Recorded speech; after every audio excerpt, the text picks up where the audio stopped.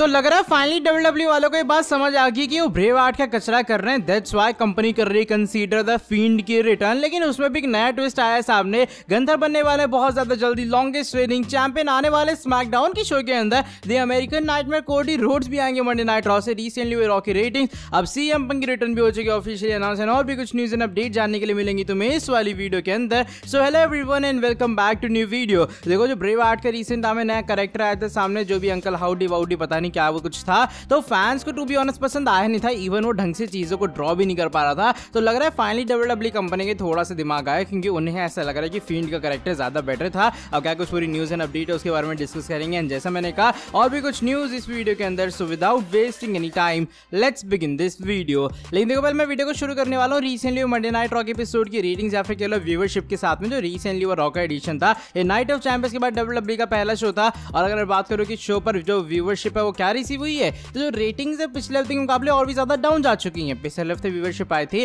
1.638 million viewers, जबकि इस हफ्ते जो व्यूअरशिप है वो ये 1.611 मिलियन व्यूअर्स। बात करूं पहले घंटे के बारे में, पहले घंटे में व्यूअरशिप आती है 1.696 मिलियन व्यूअर्स, दूसरे घंटे में व्यूअरशिप आती है 1.642 मिलियन व्यूअर्स, और फाइनल घंटे में जो व्यूअरशिप है वो आती है 1.495 मिलियन व्यूअर्स। तो ये कुछ हाल है रिसेंटली मंडे नाइट रॉ के एडिशन का, जहां पर देखा जाए रेटिंग्स एक बार फिर से मैसिव डिक्लाइन के अंदर गई हैं। वैसे एनबीए का फाइनल्स चल रहा था यहाँ पे, तो शायद वो एक रीजन हो सकता है। मेमोरियल डे भी था इस दिन, तो ये कुछ शायद सर्टेन रीजंस हैं कि जो मंडे नाइट रॉ के एपिसोड की व्यूअरशिप है वो हमें मेन इवेंट के अंदर और भी ज्यादा डाउनफॉल में जाती हुई नजर आई। वेल बढ़ते हैं नेक्स्ट अपडेट की तरफ। इस बार सीएम पंक के बारे में जुड़े, बिकॉज रिसेंट में एडब्ल्यू डायनामाइट की शो के अंदर एक बार फिर से टोनी खान सो कॉल्ड एक बड़ी अनाउंसमेंट करने के लिए आते हैं। और इस बार वो टेलीविजन स्क्रीन के थ्रू अपीयर होते हैं या फिर टाइटोरम के ऊपर अपीयर होते हैं। वो कहते हैं भैया एडब्ल्यू कोलिजन का जो शो है वो ऑलरेडी अनाउंस हो चुका है, वो 17 तारीख को होगा यूनाइटेड सेंटर शिकागो के अंदर। और अब वो चीज फीचर करने वाला है सीएम पंक के रिटर्न को। तो जिस तरीके से सीएम पंक की जो रिटर्न है वो ऑफिशियली वे में एईडब्ल्यू के अंदर कंफर्म हो चुकी है।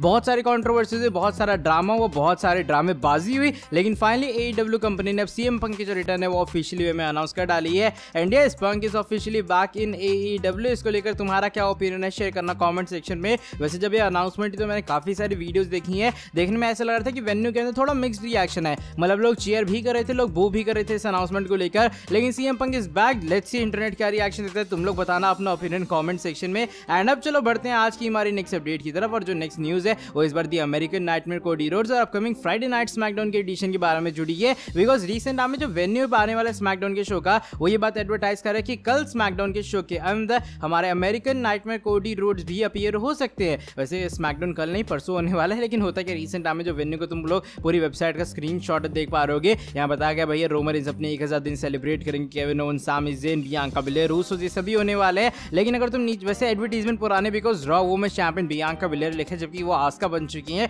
लेकिन पहले से कोडी रोड्स को फीचर किया जा रहा है। नीचे कोडी रोड्स वर्सेस जो मिस का मैच है तुम लोग देख पा रहे होगे। तो इसको लोग जरूर नहीं, उसकी तरफ से एक अपडेट है ये सामने। तो बताया जा रहा है शायद जो डब्ल्यूडब्ल्यू कंपनी है वो एक डार्क मैच के अंदर या फिर ऑफ एयर वाले मैच के अंदर कोडी रोड्स को कंपीट करवाती हुई नजर आएगी, ताकि डब्ल्यूडब्ल्यू उनके यूटिलाइजेशन कर पाए। काफी लोगों का मानना ये कि रिसेंटली मंडे नाइट रॉ के एडिशन के अंदर फिनोमिनल 1 एजे स्टार्स अपीयर हुए थे स्मैकडाउन की तरफ से। तो एक तरह का रिटर्न गिफ्ट कोडी रोड्स है कि भैया Cody Rhodes Monday night raw से स्मैकडाउन में जाते हुए नजर आएंगे। फिलहाल ऐसे कोई प्लान्स नहीं कि जो कोडी रोड्स है वो ऑन टेलीविजन के ऊपर अपीयर होते हुए नजर आएंगे। करंट प्लान्स यही कि वो ऑफ एयर के अंदर कंपीट करने वाले हैं इसके साथ में। लेकिन ये कुछ अपडेट है जो कि मुझे लगा देनी चाहिए कि शायद आने वाले स्मैकडाउन के शो के अंदर हल्का सा चांस है कि वो ऑन टेलीविजन के ऊपर भी फीचर हो सकते हैं, बिकॉज वो एक डार्क मैच के अंदर तो कंपीट करने ही वाले हैं। अब चलो बढ़ते हैं आज की हमारी सेकंड लास्ट अपडेट की तरफ। इस बार the ring journal current intercontinental champion Gunther के बारे में जुड़ी है। रिसेंट में गंथर को लेकर भी कुछ अपडेट्स आई हैं सामने। बेसिकली ये अपडेट ये है कि अगर हमारे जो गंथर है वो आने वाले टाइम में डब्ल्यूडब्ल्यू के अंदर 100 दिन के अराउंड और जो अपनी चैंपियनशिप है वो होल्ड कर लेते हैं,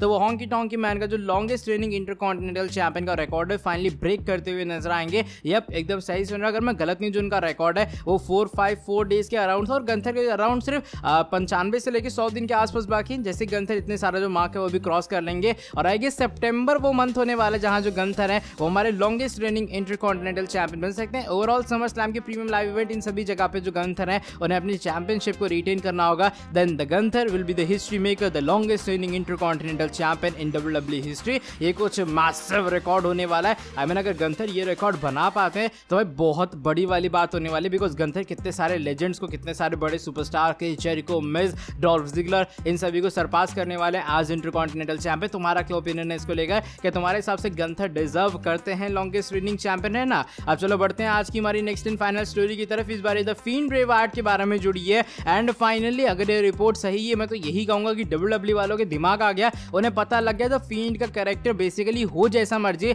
लेकिन वो रेटिंग्स तो अच्छी खासी ड्रॉ करता था, फैंस एटलीस्ट उस चीज के अंदर इंटरेस्ट आता था। होता है कि रिसेंट टाइम में फाइट फैन तरह की वेबसाइट है या फिर जो भी कह लो सोर्स है उसकी तरफ से रिपोर्ट आई है सामने जिसका स्क्रीनशॉट तुम लोग देख पा रहे होगे। लेकिन WWE wasn't overly fond of how the pitch black match went down and the new Bray Wyatt mask character that debuted at Royal Rumble, as they felt it wasn't good as the Fiend and it wouldn't sell merchandise etc like the Fiend did। यानी कि कहने का मतलब ये कि WWE वाले बिल्कुल भी खुश नहीं या फिर एकदम कह सकते हो अजीब सा रिएक्शन है उनका पिच ब्लैक मैच को लेकर, जो कि हमने रॉयल रंबल के टाइम में देखा था। इवन जो ब्रे वायट का मास्क है उन्होंने न्यू डेब्यू करवाया था, अगर तुम्हें याद होगा, जो भी अजीब गरीब सा वहाँ पे मास्क था अगर तुम माउंटेन ड्यू वाले पूरे मैच में रॉयल रंबल के अंदर, वो भी WWE को उतना अच्छा नहीं लगा। इवन WWE का मानना ये भैया ये फील्ड जैसा बेहतरीन तो है ही नहीं कैरेक्टर, और ऊपर से जो मर्चेंडाइज सेल कर रहा है वो भी फील्ड के लेवल की नहीं कर पा रहा। जिन लोगों को नहीं पता जब फील्ड का कैरेक्टर इंट्रोड्यूस हुआ था और उनके पूरे एरा के अंदर जो WWE की मर्चेंडाइज सेलिंग है स्पेशली फील्ड को लेकर वो बहुत ऊपर चली गई थी। तो फील्ड एक बहुत अच्छे खासे मर्चेंडाइज सेलर के साथ साथ रेटिंग ड्रॉ भी थे कंपनी के लिए,